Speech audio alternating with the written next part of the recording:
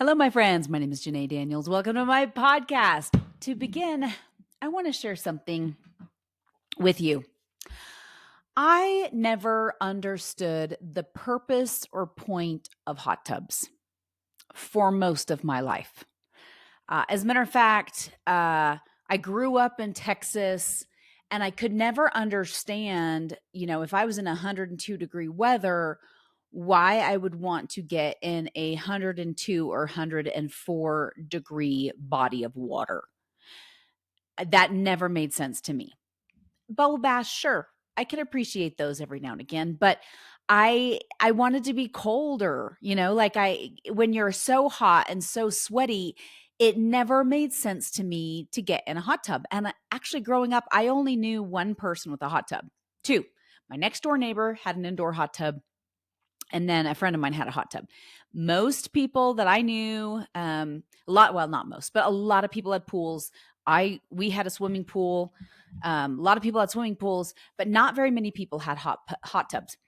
And it wasn't until I got married that I understood the joy and the beauty and the purpose of hot tubs. Okay, if your mind just went to the gutter, get it right out of there. Let somebody else's float by. This is a family-friendly show. It is not what you think it is. I will share later about why I came to love hot tubs so much and understood the purpose. And it's not what you just thought it was. Just saying. I know you went there. So with that, today I'm going to talk about what hot tubs have to do with positive attitudes, gratitude, and home back. All right, my friends. Today, as we are in the season of Thanksgiving, ideally we want to be full of things, right? We want to be people that are full of gratitude and joy. But let's be honest, the elections just happened. Half the country is really upset. The other half is happy. There's a lot of discord right now in our country.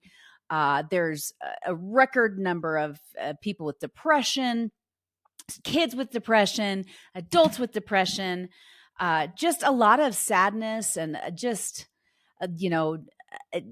increase in antidepressant medications and anxiety medications and all of those things. And so it's made me think a lot about how we can get our minds in a good place. Now, and I'm not speaking to the medication or anything like that. If people take it, that's totally, like I'm not a doctor, right?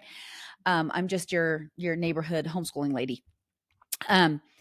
But it's been interesting because throughout my life, I've struggled on and off with depression, particularly when I was a teenager. And then I kind of, as I got older and more sunshine and exercise, I learned to overcome it. And then I'd go through bouts of postpartum depression, sometimes with some of my babies, not all of them, but with some of them. And so the release of serotonin and dopamine in the system and things like that, lowering cortisol has become important to me to think about. So I'm very careful about making sure I get enough sleep. I go on my walks every day because I want to be in a good mental space. I don't like to be in a bad mental space. And I don't think anybody does. I take that back. I swear that there's those people in the world that love being miserable and they love living from crisis to crisis. But I don't think that's the majority of people. I think the majority of people want to be happy. We want to be in a good mental space. And so today I want to talk about that. Like, how do we become, how do we get into a good mental space? A couple of weeks ago, I talked about walking. I just got back from my walk. I was kind of in a bad mood. And so I thought I need to go on my walk. I did not go this morning. I got up and started getting things done right away, as opposed to going on my walk first thing in the morning, which puts me in a good mood. I try to do the things each day that I know center me, religious study and, studying spiritual text and my walks and meditation and prayer. But one of the things that I found is that there's certain things that we can do to get into a better mental space. And one of them is exercising gratitude. However, with that being said, when somebody says be grateful, I don't know, that's such an obscure thing to say to people. So the question is like, how do we get into a mental state of gratitude? And that's what I want to focus on today. I'm going to be using a couple of different resources. One is Jon Acuff's book, The Happiness Advantage. He is a positive psychologist. He was a professor at Harvard for several years. He's one of the founding fathers of positive psychology, as well as Jon Acuff's book, All It Takes Is a Goal. And then I've got a couple websites, Psychology Today and medium.com, that I've got some references from. So all of these references are in the show notes if you want to look those up. They're there for you. But one of the things that intrigued me with years ago, I heard Jon Acuff talk live, and The Happiness Advantage had just come out.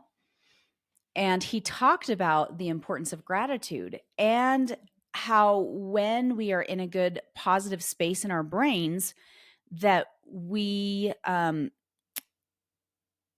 end up like better things happen in our lives. People think, and he makes the point that people think that if they're successful, then it'll lead to happiness, when in actuality, it's the other way around, that when people are in a good positive space, that ultimately leads to success.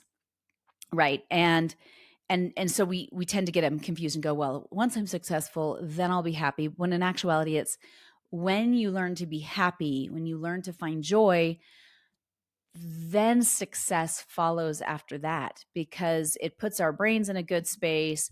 It, does great things with the neurotransmitters. Just all of these positive things in our brain open us up to possibilities. And whereas negativity will bring us down. I try not to do anything creative when I'm in, or make important decisions when I'm in a negative headspace, because I know that I'm going to get a better outcome if I'm in a positive headspace. So in his book, he argues that gratitude is one of those ways that helps us become happier people. And he says one thing that he talks about is learning to train your brain into being grateful. I am not naturally a grateful person. I am also not naturally a positive person. Now, I used to think I was a positive person until my mom told me enough times that I was negative Nelly that I realized, oh, though I think I'm being positive, not everybody else thinks I'm being positive. And so I've worked really, really hard over the last few years to retrain my brain. And not that I'm perfect at it all the time, because like I said, I just had to go on a walk because I was in such a bad mood. But I've had to learn to retrain my brain. I have this little book. I don't even know where I think somebody gave it to me. It's called First Light and Eventide. And it's a little daily gratitude journal. And I just started writing in it this week.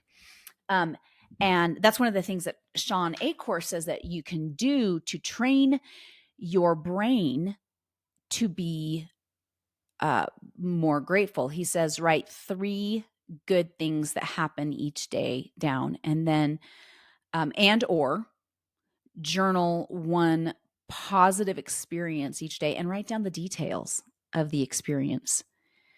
Just 1 positive thing. And I think some days that can be really hard, especially if you're in a hard season of life. Trying to switch what's going on in the brain to think about a positive experience becomes, sometimes it can be hard, but it's possible to do it. We just have to train our brains to do it and to really focus on that every night. So ever since, and I've shared this before in an earlier episode, but when I was growing up, my mom would ask us 2 questions when she was tucking us in, and we have carried that tradition on with our own children. The first thing that she would ask us is, well, the second thing she'd ask us is what's one thing that we did today to make Jesus happy? The first question she'd ask us was, what was the happiest part of our day? And as a child, that would force me to think back on the day and think about what was good and what was positive. And y'all, growing up, there was some days that were not great. I think a lot of kids experience that more and more. We're seeing, again, a rise in anxiety and a rise in depression in kids and all these things. And we want our kids to have more positive experiences during the day. And a lot of these poor kids are just, it's tough, right? We're in a tough predicament right now in our society. So as homeschool moms, and even non-homeschool moms, if you're a public school parent and you're listening to this podcast, that's something that you can ask your children and work with your children each night, is just asking, well, what was the happiest part of your day? And the answer sometimes might surprise you. I think the most surprising answer to me was after this really fun day and we'd done all these cool things. And my 12-year-old said, my happiest part of the day was snuggling with you and reading a book. And I was shocked, because it was such a simple thing after we did all these fun things. That was his happiest part of the day, which meant something to me. And it meant something to him. I do have to chuckle. We went to Disney World a few years ago and we did 10 straight days. Well, there was one day in between that we took off, but we did like 5 days of Disney and then 2 days of Universal Studios. And when you ask the kids what their favorite part of the trip was, do you know what it was? I will tell you what it was. It was swimming at the house the day before we left to go home and riding the tram at the airport. What? Anyway, that's a side note. If we hadn't done so many days in a row where they got really tired of it, I think Disney and Universal would have been their favorite part, but we exhausted them. So anyway, I digress. So one thing that we can do to get into a more grateful state is to write down 3 things that we are grateful for or we're grateful for that day. I want to share this little story called, I don't know the name of it. I heard it years ago and I looked it up. I was able to find it on medium.com. And this is how the story goes. It says, and I'm sure many of you have already heard this story, but it applies here. One evening, an old Cherokee told his grandson about a battle that goes on inside people. He said, "My son, the battle is between 2 wolves inside us all. One is evil. It is anger, envy, jealousy, doubt, sorrow, regret, greed, arrogance, self-pity, guilt, resentment, inferiority, lies, false pride, superiority, and ego. The other is good. It is joy, peace, love, home, serenity, humility, kindness, benevolence, empathy, generosity, forgiveness, truth, compassion, and faith." The grandson thought about it for a minute and asked his grandfather, "Which wolf wins?" The old Cherokee simply replied, "The one you feed." So is it with us, right? I had heard that saying before, the greatest battles that are ever fought are not actually fought on the battlefield. They are fought within the chambers of one's heart.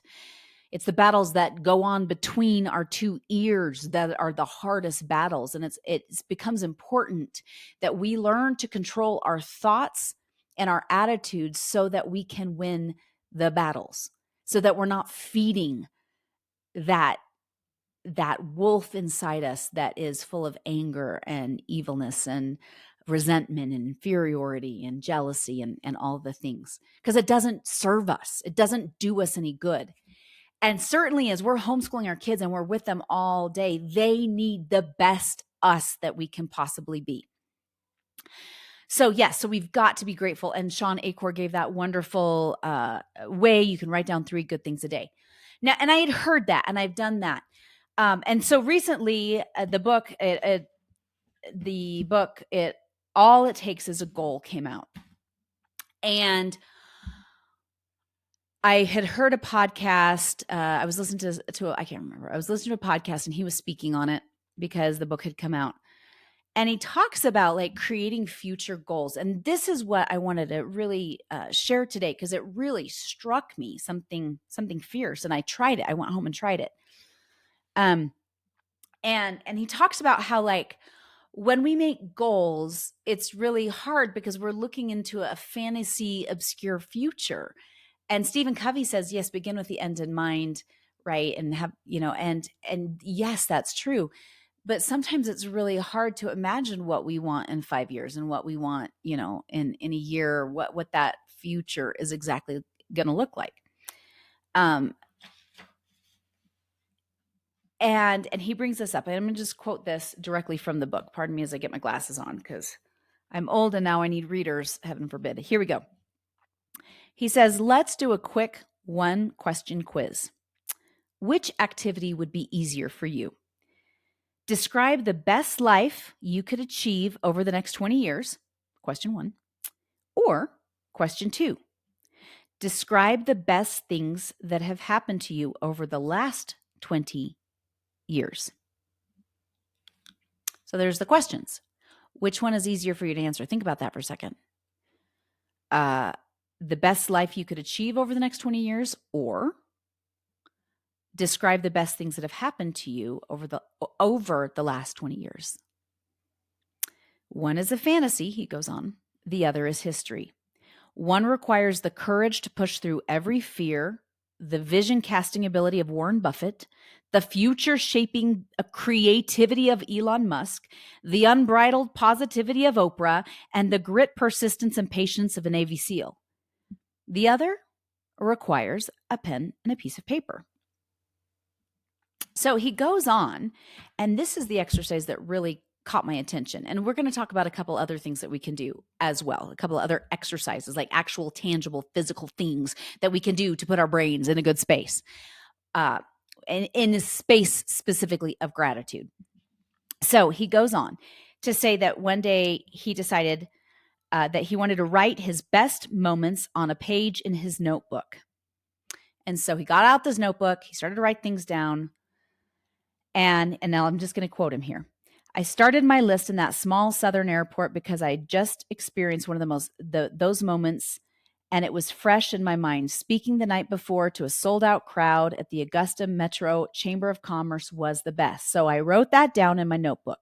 I continued with some classic moments because that was the easiest way to get into the exercise. So I scribbled my wedding day, the birth of my 2 kids, traveling to places like Santorini, Costa Rica, or New York at Christmas time, when I paid off my student loans. Once the obvious ones were out of the way, some more unusual ones popped up. He goes on.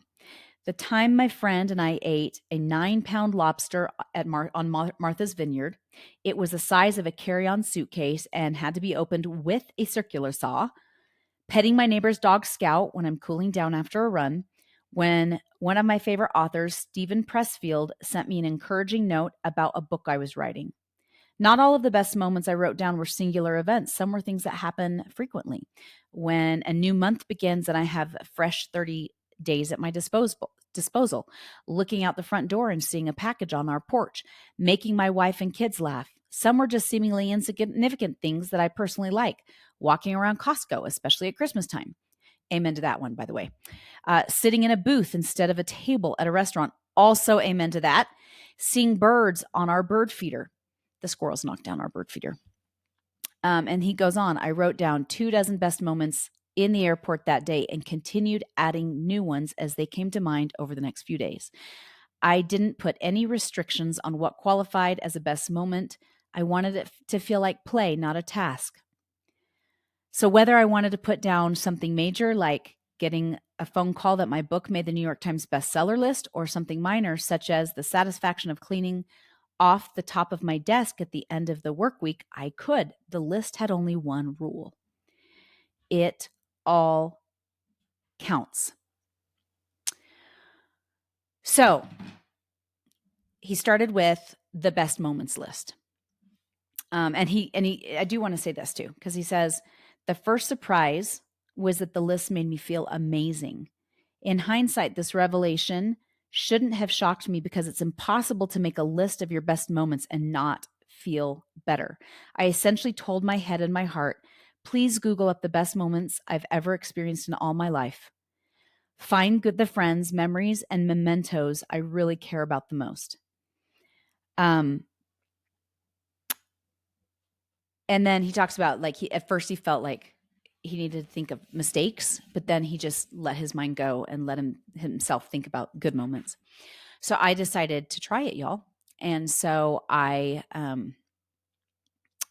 was at the gym, and so I stopped my workout and because I was listening to the podcast, and I just pulled out my phone and I went to the notes section and I started typing in best moments. And of course, I started with, well, my wedding day and the day all my kids were born and the day in second grade when I won the jump rope contest. It's kind of a big deal. And I started listing these moments.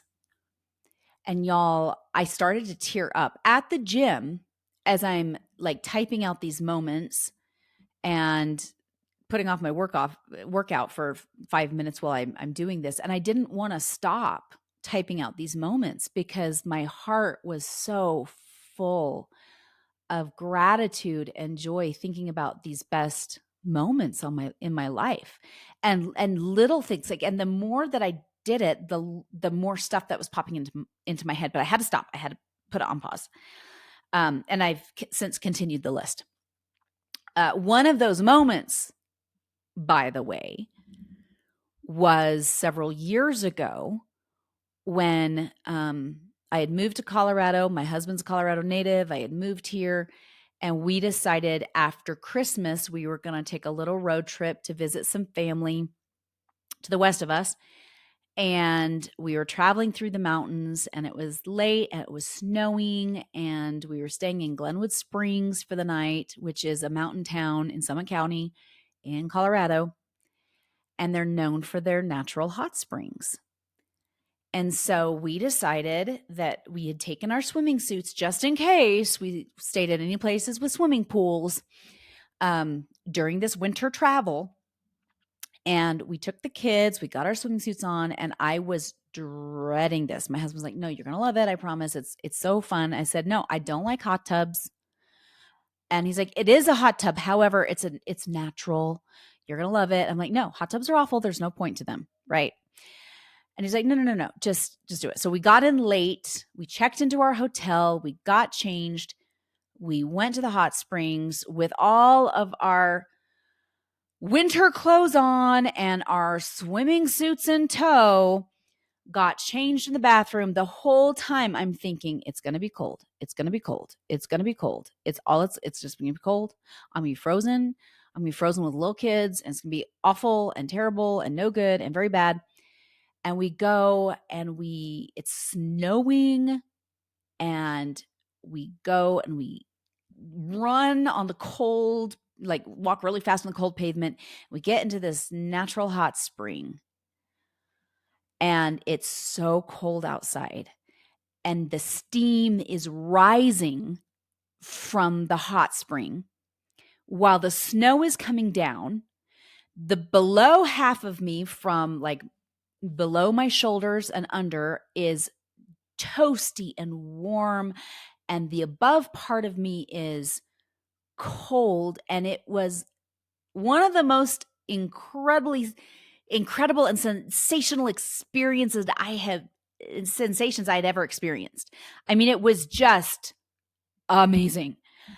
And I'm like, this is beautiful. And the kids were giggling and trying to catch snowflakes with their tongues as they were melting and starting to really melt once they got closer and closer to the hot tub.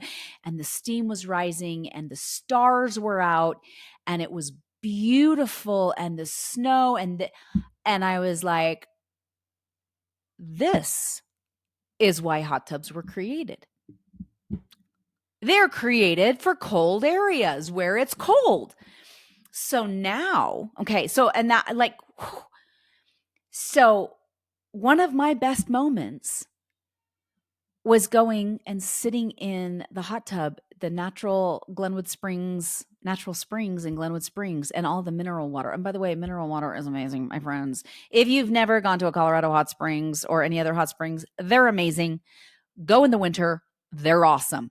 Anyway, now during the winter time, after I exercise, my husband and I drive to the gym together. It's close enough that I can walk home.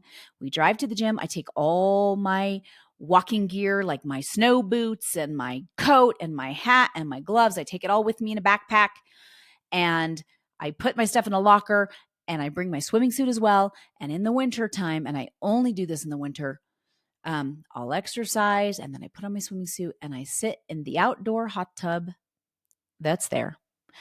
Then I get changed and I walk home. Why do I do that? Because that moment just brings me giggles inside.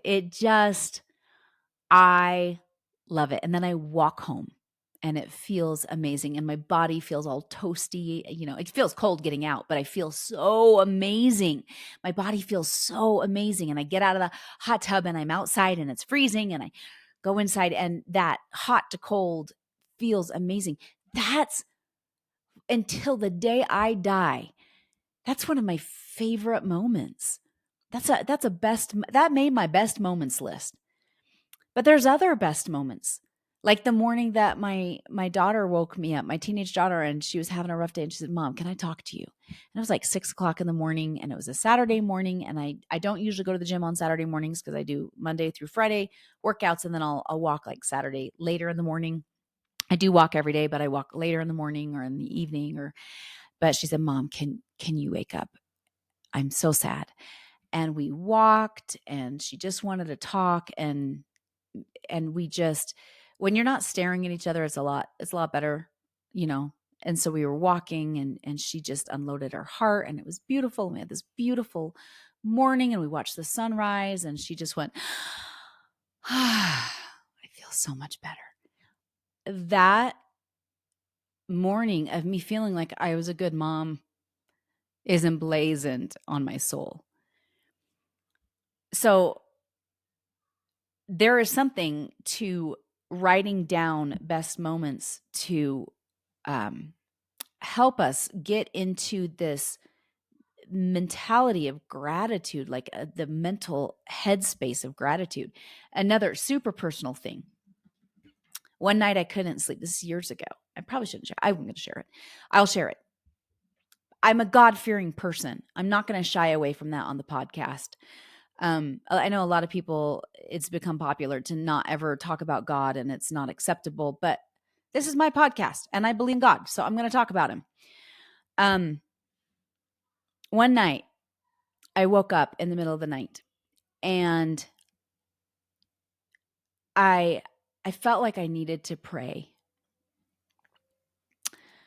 And so I got on my knees and I didn't have anything in particular that I needed to pray about. It wasn't like we were in a tough situation or anything like that. We weren't in an argument.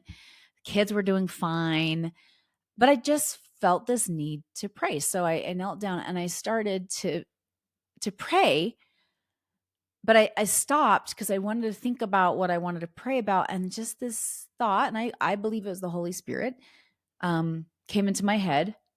Just let it be a prayer of gratitude. So I did. I just started saying the things that I was so grateful for.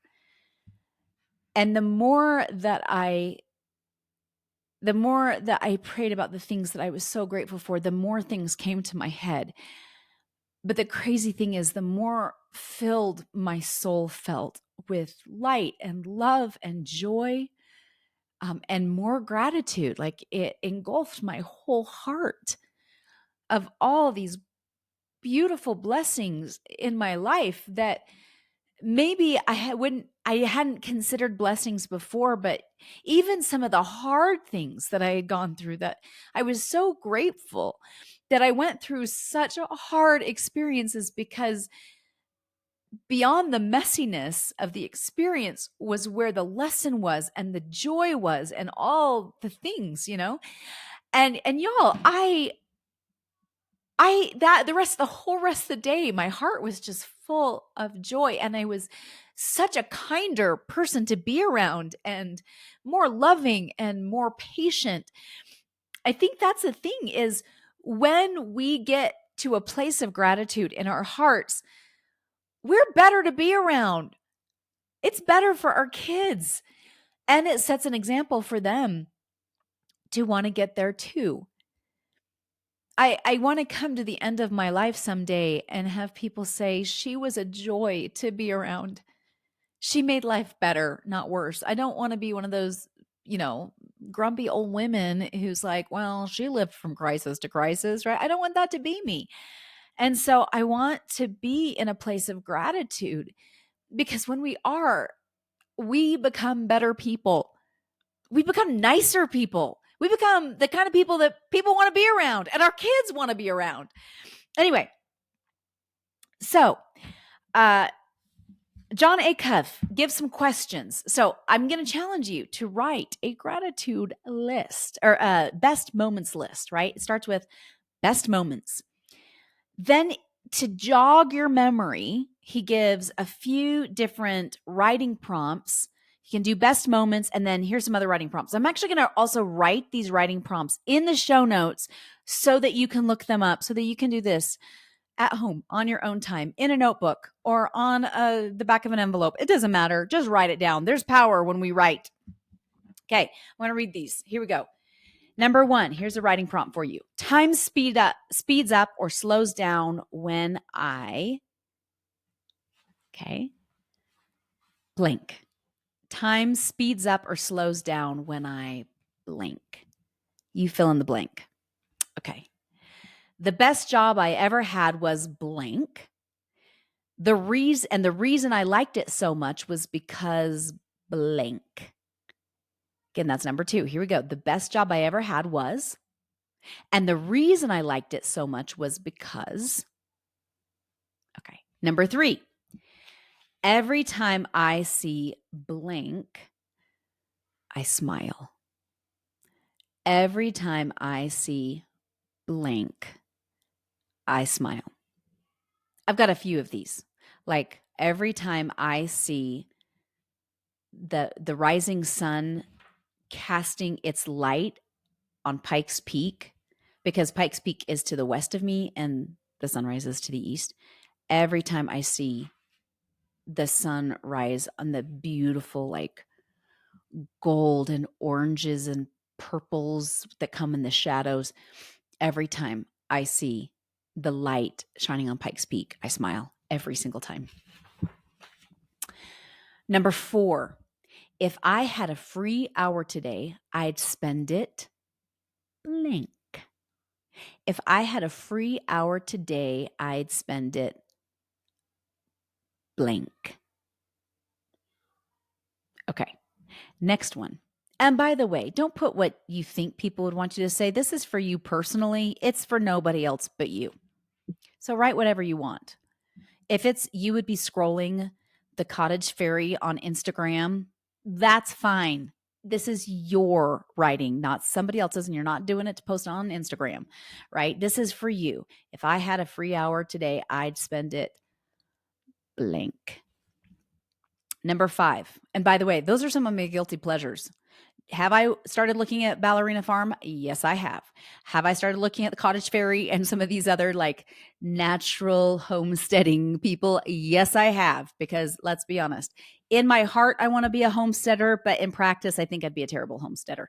So I live vicariously for a few minutes every now and again through Instagram, but not too long because it does ultimately it makes you depressed. But anyway, but if you had an hour, you'd spend it blank. It's your thing to write down. Number 5, if I won 163 million in the lottery, I'd turn blank into a millionaire too.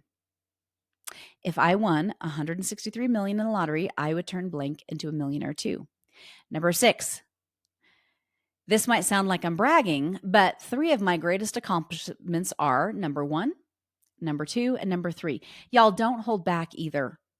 Like, don't try to be humble. This is your opportunity in your journal or on your back of your envelope of your mail that you're about to toss out, whatever you're writing on, this is your opportunity to remember those things that you are proud of, the things that you did that you are so proud of. Y'all, when I was 14 years old, I got a standing ovation at a youth camp of 1,000 kids who clapped for me because I was so funny.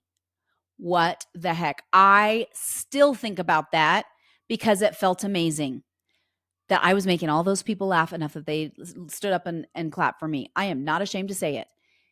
Write down the things that you're proud of. Write down those accomplishments. Number 7, when I scroll through my camera on my phone, I always get inspired when I see. When I scroll through my camera on my phone, I always get inspired when I see blank. Okay, so those are some extra prompts for you from Mr. Jon Acuff with the book All It Takes Is a Goal. Fabulous book, by the way. There's more than that he goes into, but that's the one I wanted to talk about today. Now, another exercise. So that exercise for me was really, really impactful. Writing down my best moments. I gave you the list. Again, I'll put in show notes the different writing prompts. Those things were really impactful to get me into such a beautiful headspace. And I still do them. Every day I'm writing in my low book that, again, I can't remember where I got, if somebody gave it to me or where I got it. The First Light and Eventide. I'll put this one in the show notes too. This book says gratitude. In the morning, I have to write, what 3 things I'm thankful for this morning? Greater truth. What is one absolutely true thing about myself or God? And what's one thing in my control that would make this a good day, a good one? And then in the evening, I have to write 3 more things that I'm thankful for, one thing that would have made today better, and one thing that I can ask God's help for, ask for God's help with. Okay. So that's my little gratitude journal that has its prompts, some prompts in it. Okay. Some other things that you can do are express gratitude to other people. So this is from positivepsychology.com today. 7 ways to express thanks and gratitude to friends, teachers, and parents, even though it might be awkward. Number 1, say the words. Words are powerful and the simplest, most direct way to express gratitude to people we may take for granted. Number 2, write a gratitude letter or note. And sometimes people really, really need them as much as we need to write them. Number 3, and give it to them. If you can hand give it to them, even better. It may not be possible if they're, not within proximity. They even say, why not try a thank you note in a thoughtfully selected or handmade card? While writing thank you notes is a bit of a lost art, it takes almost no time at all, but is a sincere expression of gratitude. Number 3, show gratitude through creative expression, such as making homemade gifts. A little creativity, it says, goes a long way. Number 4, give a gratitude gift. And this is what they say about that. When choosing a gift aimed specifically at expressing gratitude, opt for something meaningful over monetary value. Gratitude in itself is a gift, but giving a thoughtful, personal gift can be kept, displayed, and treasured is something really special. Number 5, express your appreciation face-to-face with a gratitude visit. Or do a personalized video message is what it suggests. Number 6, ask how they are, the person, and really listen to their response. Number 7, make a gratitude scrapbook. If you're thinking of how to show appreciation for a teacher, try making your own scrapbook. Or even better, ask your entire class to get involved. Now, this is for teachers. Obviously, you are the teacher. So maybe another person, think of somebody else, whether it's an enrichment leader or something that you could work with something with your kids with. Okay. And then it goes on to say, what are gratitude gifts? It says gift giving can be viewed as a reciprocal practice whereby responding with gratitude after receiving some benefit is a moral obligation. However, we shouldn't think of it as a debt of gratitude, rather as a meaningful way to cultivate social support, which is beneficial for both individuals and as a society as a whole. A gratitude gift might be something of material value, but it does not need to be. A thoughtful and personal show of gratitude can be worth its weight in gold. Here we will look at some ideas for gratitude gifts that will beautifully express just how thankful you are. And they suggest frame a picture, give a packet of seeds, flowers from your garden or a plant, bring over lunch, a journal, a little jar of thanks where you fill the jar with notes, and that special person can read one a day, a gift of encouragement. And it says maybe the object of your appreciation has started a new hobby or enjoys painting. Why not give them that brush that they've had their eye on? A playlist of their favorite songs or music that means something to both of you. 52 gratitude cards. This one might take time and effort, but it really is a gift that keeps giving. Even when you aren't in person, they can open up a card each week for an entire year. And then they suggested, board games and other things, which I do have to say, when before my sister-in-law passed away, she wrote birthday cards for my nieces and nephews for a few years. And my brother, they've run out of the cards now, because the more she went downhill with the breast cancer, the more she was not able to write with the radiation and the chemo, and she was weaker and weaker, but she tried to do as many as possible. And those sweet little cards, even though my nieces and nephews are adults now, meant something to them, that for those first couple years after her passing, they had those, that my brother would give them the cards that she had written. And it means something. Those still mean something. Never let an opportunity to say thanks go to waste. So with that, my friends, here's your charge: is, as we are in a season where it's meant to be a season of Thanksgiving, not just until Thanksgiving, but the whole season is the season of Thanksgiving. My charge for you is to start a list, start a best moments list, to express thanks to somebody through word or written word. Maybe you start a bottled moments jar. I have this friend. I have this bottle on my dresser from my old friend Summerlin from years and years and years ago from college, and we gave each other a bottle, and we said, and this goes along with the best moments, which I realized later. I'm like, oh my gosh, I have my best moments jar, and the bottle represents, we're like, if I could bottle up how I'm feeling in this moment right now, and sell it, I'd be a millionaire. And so we started calling those best moments bottle moments. Now, I don't physically write anything and put them in the bottle. It's just a bottle to remind me, make sure that I really appreciate those moments when they're happening. Which, last thing that Jon Acuff says, which is so interesting. He says, let me find it here.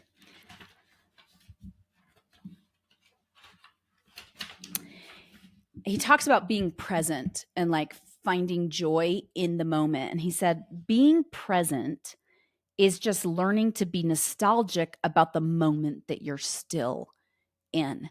And that's something that I've been trying really hard the last few weeks since I first finished the book, that I really want to be present. I want to be nostalgic, and then I want to recognize those best moments as they're happening. So with that, my friends, write down your best moments.